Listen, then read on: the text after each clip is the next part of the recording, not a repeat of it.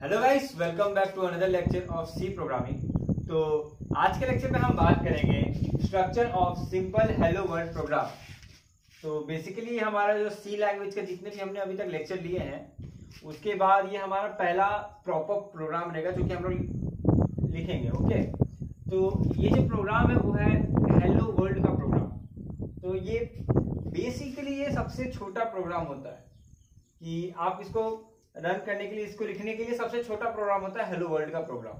ठीक है, तो बेसिकली आपको हेलो वर्ल्ड का प्रोग्राम लिखना पड़ेगा और जब आप उसको रन करोगे तो आउटपुट में वहां पे शो करेगा हेलो वर्ल्ड। ओके, तो ये है इस प्रोग्राम का आउटपुट निकलेगा ये। ओके, तो अभी हम पहले क्या करते हैं, प्रोग्राम को पहले हम लिख लेते हैं उसको। ओके, बाद में उसको हम एक डिटेल में देखेंगे, उसको ब्रेक डाउन करके हम लोग देखेंगे कि किसका कहां पे क्या क्या यूज है। ओके, तो बेसिकली सबसे पहला पॉइंट है वो है, एक्चुअली पहले हम लोग प्रोग्राम लिखते हैं तो उसके लिए पहले हम लोग को अपना एक सॉफ्टवेयर, मन पसंदीदा सॉफ्टवेयर खोलना पड़ेगा जिसपे आप कंफर्टेबल हो एक सी प्रोग्राम को लिखने के लिए। मैं यहाँ पे इसलिए लिख रहा हूँ क्योंकि यहाँ पे मेरे को आपको एक डिटेल में समझाना पड़ेगा और आपके लिए यहाँ पे एक नोट्स रेडी हो जाएगा। और अगर आप अभी नोट्स नहीं लिख रहे हो, not to worry, description box में पीडीएफ है, उसको डाउनलोड कर लीजिए। ओके, तो open an IDE. IDE is basically जो सॉफ्टवेयर आप यूज करोगे उसको एक बेसिकली आईडीई बोला जाता है, इंटीग्रेटेड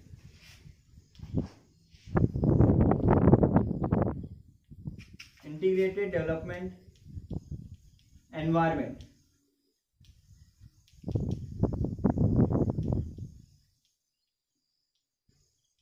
ओके, तो आपको एक कोई भी आईडीई खोल लेना, कोई भी सॉफ्टवेयर खोल लेना है सी प्रोग्राम के लिए and write C program. Okay, अब हेलो वर्ल्ड के लिए हम लोग यहाँ पे अभी प्रोग्राम लिखेंगे। तो गाइस, यहाँ पे जो भी प्रोग्राम लिख रहा हूँ उसको आप एक जगह नोट डाउन कर लीजिए, क्योंकि मेरे पास स्पेस नहीं है तो मैं उसको रब कर दूंगा, बट आगे समझने के लिए आप उस वहां से उठा के यहाँ पे मैच कीजिएगा। ओके, तो ये hashtag include stdio.h। Okay, then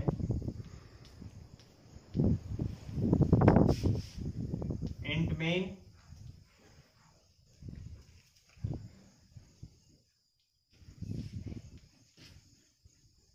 printf hello world colon, और यहां पे आ गया हमारा रिटर्न 0। और ये हो गया हमारा प्रोग्राम खत्म। ये सी प्रोग्राम का आप बोल सकते हैं ये रीति रिवाज की तरह है कि जब भी कोई प्रोग्रामर प्रोग्रामिंग सीखना चालू करता है तो वो सबसे पहला जो प्रोग्राम लिखता है किसी भी लैंग्वेज में वो होता है हेलो वर्ल्ड। आप इसको एज अ फनी वे में भी ले सकते हैं। ओके, तो हेलो वर्ल्ड का एक प्रोग्राम हमने लिख दिया है और ये रेडी हो गया। जब आप इसको रन करिएगा तो ये आउटपुट हो गया हमारा सेक्शन, ये आउटपुट सेक्शन है। आप इसको जब रन करिएगा तो आउटपुट में आएगा हेलो वर्ल्ड, दैट्स इट। बस हेलो वर्ल्ड लिखा हुआ आएगा जो कि हमारा है ये सेक्शन। ओके, तो इसको एक जगह नोट डाउन कर लीजिए और अभी इसका हर एक छोटा छोटा पार्ट हम लोग इसको ब्रेक डाउन करके और समझेंगे कि कहां पे किसका क्या क्या यूज है। ओके, अभी जो प्रोग्राम हमने यहाँ लिखा था उसको मैंने छोटे वर्जन में यहाँ पे लिख दिया, छोटा सा उसका थोड़ा फॉन्ट साइज डिक्रीज करके, ताकि मैं भी समझ सकूं और आप भी एक यहाँ से कंपेयर कर सको। ओके, तो अभी हमने जो ये प्रोग्राम लिखा है इसको अभी हम छोटे छोटे पार्ट में डिवाइड कर देते हैं और हर एक पार्ट को उठा के देखते हैं कि उसका क्या मतलब होता है। पहले एक ये मेन पॉइंट लिख लीजिए कि इस प्रोग्राम में जो लिखा हुआ है वो उसको बेसिकली टेक्निकल लैंग्वेज में क्या क्या बोला जाता है। तो पहले ये लिख लीजिए, different parts of C program. एक सी प्रोग्राम में लिखते हैं तो उसमें कौन कौन उसके कितने पार्ट्स होते हैं, उसमें क्या क्या चीजें इंक्लूड रहती है, क्या क्या चीजें हैं जिसको ध्यान में रख के हम लोग को एक प्रोग्राम लिखना है। Okay, first pre processor,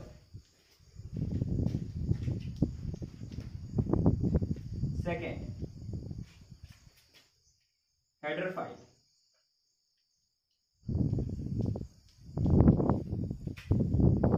third function या वेरिएबल, फोर्थ इज स्टेटमेंट या एक्सप्रेशन, बेसिकली नॉट या स्टेटमेंट और expression.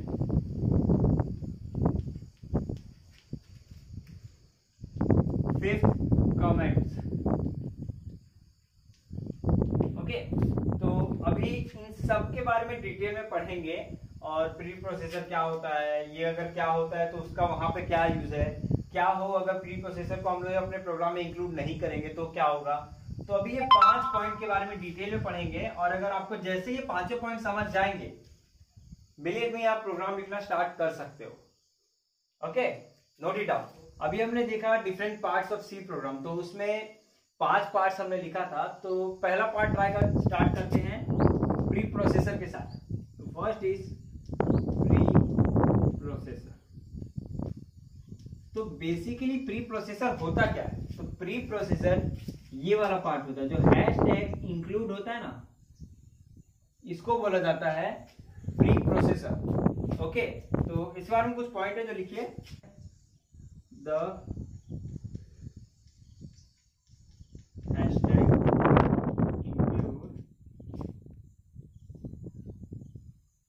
hashtag include is a preprocessor command that helps the compiler to include the content that is present within the bracket. Okay, तो यहां पे है कि ये जो हैश इंक्लूड है, ठीक है, यहाँ पे हमारे प्रोग्राम में जो हैश इंक्लूड है, तो ये प्री प्रोसेसर है, ठीक है, और एक कमांड है, ठीक है। बेसिकली एक कमांड होता है जो कि कंपाइलर को बताता है, ठीक है, कि अगर ये कमांड आ गया तो इसके बाद जो ब्रैकेट है, एक ओपन और एक क्लोज ब्रैकेट, तो इसके बीच में जो भी हो उस चीज को आपको प्रोग्राम के साथ लिंक करना है। ओके, तो जब भी ये हैश इंक्लूड आ जाता है तो कंपाइलर प्रोग्राम को इस ब्रैकेट के अंदर जो लिखा हुआ है उसके साथ लिंक कर देता है। ओके, नाउ ये हो गया। अब बेसिकली इस ब्रैकेट के अंदर होता क्या है? तो ब्रैकेट के अंदर होता है हेडर फाइल, जो कि हमारा सेकेंड पॉइंट। तो इसमें कुछ ज्यादा नहीं है, बस इतना ध्यान रखिएगा कि ये जो लाइन होता है, जो फर्स्ट लाइन होता है हैशटैग इंक्लूड stdio.h, ये है एक कंपलसरी पॉइंट। आपका हर एक प्रोग्राम यहीं से चालू होगा, सी प्रोग्राम। इस चीज को इंक्लूड करना कंपलसरी ही है। अब क्यों कंपलसरी है ये नेक्स्ट पॉइंट में हम लोग देखते हैं। Okay, next is header file. तो सेकेंड इज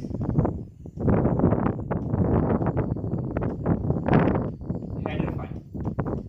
तो हम लोग ने पिछले भी लेक्चर्स में बेसिकली हम लोग को हेडर फाइल से इंट्रोडक्शन हो चुका है कि बेसिकली हेडर फाइल्स होते क्या है, ठीक है। तो actually header files are nothing but वो ना कुछ फंक्शंस है जो कि पहले से ही डिफाइंड है, उनका डेफिनेशन उनके अंदर स्टोर रहता है।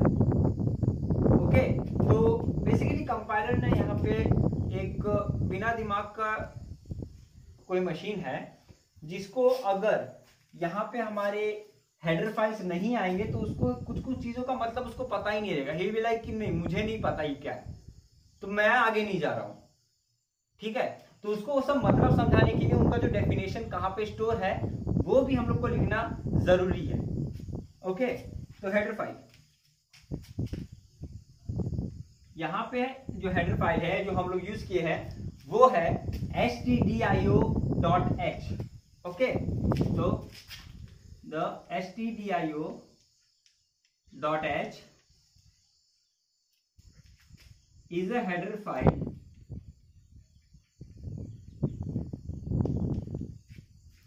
is a header file in which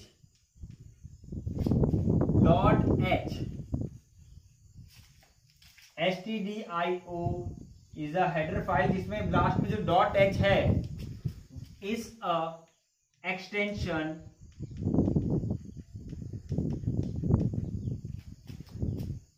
of the header file।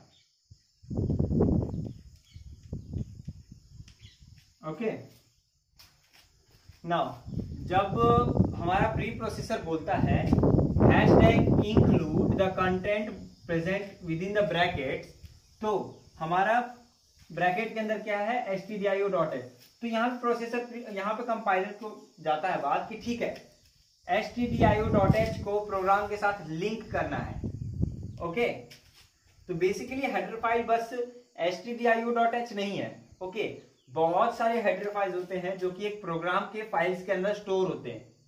Okay, तो वहां से जो जो आपको कभी कभी लगे कि बहुत सारे बेसिकली बहुत सारे टाइप्स के हेडर फाइल होते हैं, अभी तो इसके बाद हम लोग देखेंगे तो कहाँ पे क्या क्या यूज होते हैं वो भी अभी देखेंगे। ठीक है, फिलहाल इतना समझ लीजिए और अभी हम लोग वापस अभी कंटिन्यू कर रहे हैं header file. Okay, header file में ही कंटिन्यू है। तो header file contains definition of function and variable। Okay, तो जब हम हेडर फाइल लिखते हैं तो हेडर फाइल लिखने का कारण होता है कि उस हेडर फाइल में कुछ कुछ फंक्शन या कुछ वेरिएबल होते हैं जिनका डेफिनेशन उनके अंदर स्टोर होता है। ओके, तो उनको नहीं लिखना इज लाइक आप बस कुछ भी आप लिख दे रहे हो जो कंपाइलर को समझ में नहीं आ रहा है। Okay, next point is the stdio.h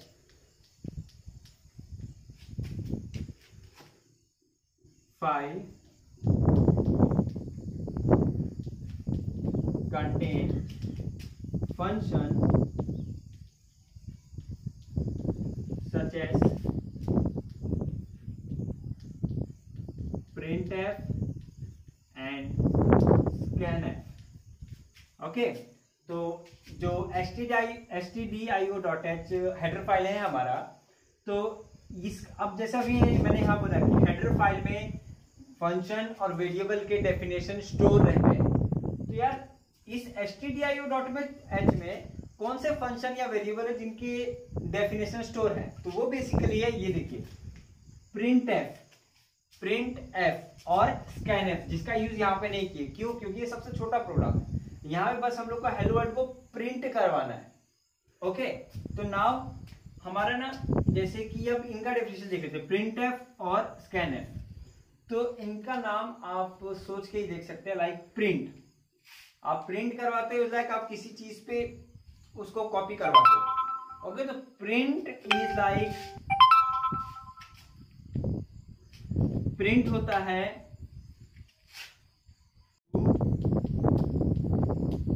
display output. Okay, तो जब हम लोग कोई चीज प्रिंट करवाते हैं तो उस पर कुछ डिस्प्ले, उस पर कुछ लिखा हुआ रहता है। ओके, और scanf is to take input.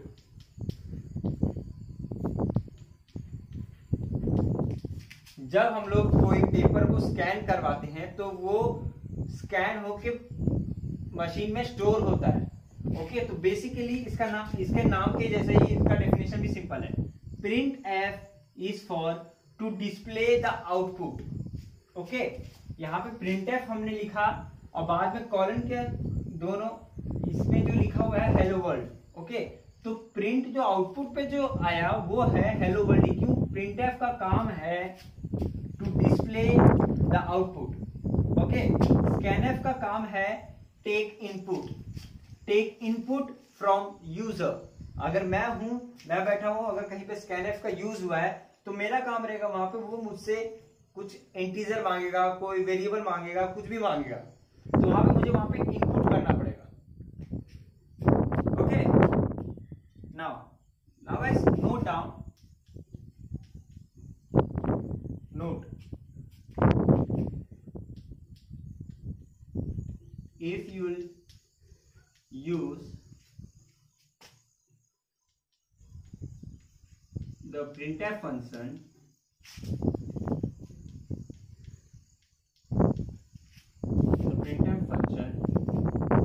without using stdio.h file, the program will not compile.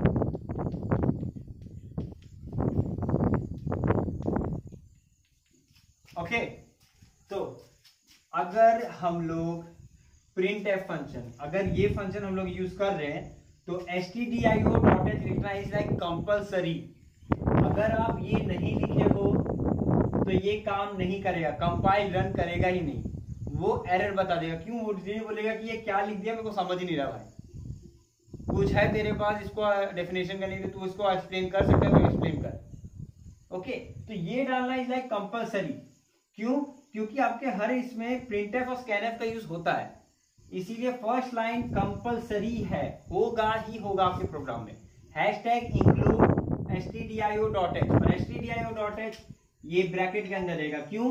क्योंकि #include एक प्री प्रोसेसर है जो कि हमारे कंपाइलर को बताता है कि जो ब्रैकेट के अंदर जो भी है उसको प्रोग्राम के साथ लिंक कर दो, ताकि कंपाइलर उसके अंदर स्टोर्ड डेफिनेशंस ऑफ वेरिएबल्स और फंक्शंस को समझ पाएगा। ओके, नाउ कुछ जैसे कि यहाँ पे ये फंक्शन है जो कि प्री डिफाइंड है। ओके, यहाँ पे ये है बेसिकली कीवर्ड है। तो कुछ फंक्शन होते हैं जो कि प्री डिफाइंड होते हैं और उनका मतलब कहीं ना कहीं हेडर फाइल में स्टोर होता है। ओके, लेकिन कुछ फंक्शन ऐसे होते हैं जो कि प्रोग्रामर जो लिखता है प्रोग्राम को वो खुद बनाता है कुछ स्पेसिफिक प्रोग्राम के लिए। कभी कभी प्रोग्राम में कभी कहीं नीड आता है कि आपको एक फंक्शन बना के फिर आपको आगे बढ़ना पड़ेगा। क्यों? क्योंकि आपका वो चीज का यूज बहुत सारा हो रहा है। ओके, तो फंक्शन कभी कभी प्री डिफाइंड होते हैं और कभी कभी प्रोग्रामर खुद से बनाते हैं for specific programme. Of course अभी हमने हेडर फाइल देखा, तो हेडर फाइल के एक दो एग्जांपल देख लेते हैं। ओके, तो जब हम लोग को प्रोग्राम में इनपुट या आउटपुट लेना हो, इनपुट आउटपुट फंक्शन लेना हो, तो हम लोग को जो हेडर फाइल यूज में आता है वो होता है stdio.h। ओके, जब हम लोग यहाँ पे अभी stdio.h देख लीजिए जो कि सबसे ज्यादा यूज होता है। ओके, एक और है जो कि यूज में आता है लेकिन वो नॉट एवरी टाइम, वो कभी कभी यूज में आता है, वो है conio.h। stdio.h का फुल फॉर्म है standard input output dot header file. .h is extension of header file. Okay, तो अभी यहाँ पे हम लोग लिखिए CLR SCR, ये होता है क्लियर स्क्रीन करने के लिए। तो ये इसका काम क्या होता है कि जब आपने प्रोग्राम लिखा, ओके, उसको रन किए, हेलो वर्ल्ड आ गया, फिर आप वापस बैक जाओगे, वापस से रन करोगे तो वापस से हेलो वर्ल्ड लिखाएगा, तो 2 बार हेलो वर्ल्ड लिखा हुआ आएगा। तो पिछला आउटपुट मिटाने के लिए, उसको क्लियर करने के लिए हम लोग ये कमांड यूज करते हैं क्लियर स्क्रीन, ताकि जब भी हम लोग रन करें एक फ्रेश आउटपुट आए। ओके, क्लियर स्क्रीन ये और गेट ch, ये दो फंक्शन है, ये होते हैं conio.h, console input output. Okay, अब हम लोग को कॉम्प्लेक्स मैथमेटिक्स करना है प्रोग्राम के अंदर। ओके, बेसिक मैथमेटिक्स तो उसी में हो जाता है, ठीक है, उतना कंपाइलर को दिमाग है, लिंक कॉम्प्लेक्स उसको नहीं समझेगा, तो उसके लिए हम लोग को क्या करना है, for complex calculation math.h। Okay, और बहुत सारे हेडर फाइल होते हैं, आपको सारे पढ़ने की जरूरत नहीं है। आप जैसे जैसे प्रोग्राम करोगे आपको साथ में वैसे वैसे ही आपको हेडर फाइल समझते जाएंगे। ओके ठीक है, इस प्रोग्राम के लिए मेरे को ये हेडर फाइल यूज करना है, तो आपको जितना ज्यादा आप सॉल्व करोगे, जितना ज्यादा आप प्रोग्राम्स को करोगे, उतना ज्यादा आपको आइडिया आएगा कि ओके अब मेरे को कौन सा हेडर फाइल यूज करना है, क्या करना है। ओके, तो फिलहाल के लिए बस इतना ही। फिलहाल हमने बस 2 पॉइंट के बारे में बात किया, preprocessor and header file, जो कि बस हमारा फर्स्ट पॉइंट है। Okay, so now you are getting कि एक लाइन में अगर इतना कुछ स्टोर्ड है तो हाँ काफी डिटेल में हम लोग जान रहे हैं। एंड बाकी हम लोग कल के लेक्चर में देखते हैं। आज के लिए बस इतना ही, तो stay tune and will meet soon. And तब तक hit like, comment and subscribe the channel, और शेयर करो अगर किसी को इसकी जरूरत हो। ओके, सी या, बाय बाय।